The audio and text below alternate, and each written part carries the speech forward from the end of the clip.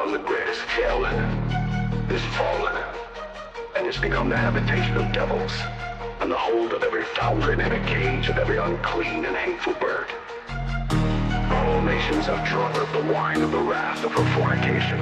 and the kings of the earth have committed fornication with her, and the merchants of the earth are waxed rich through the abundance of her delicacies.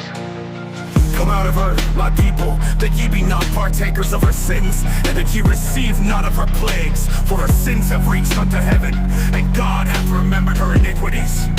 Reward her even as she rewarded you, and double unto her double according to her works, and the cup which she hath filled, fill to her double. How much she hath glorified herself, and lived deliciously, so much torment and sorrow give her. For she saith in her heart, I sit a queen, and am no widow, and shall see no sorrow.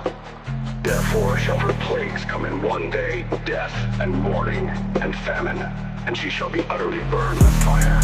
Strong, the Lord God who judgeth her, and the kings of the earth, who have committed fornication and lived deliciously with her, wail her and lament her, for they shall see the burn. For they shall see the smoke of her burning, standing afar off for the fear of her torment, saying, Alas, alas, that great city Babylon, that mighty city,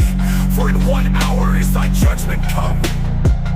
And the merchants of the earth shall weep and mourn over her, for no man buyeth their merchandise anymore.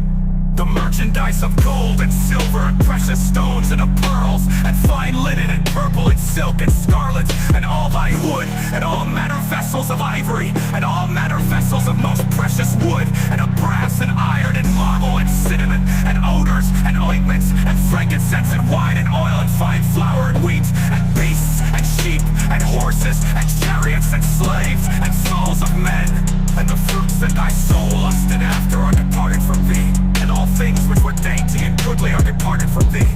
and thou shalt find them no more at all. The merchants of these things which were made rich by her shall stand afar off for the fear of her torment, weeping and wailing,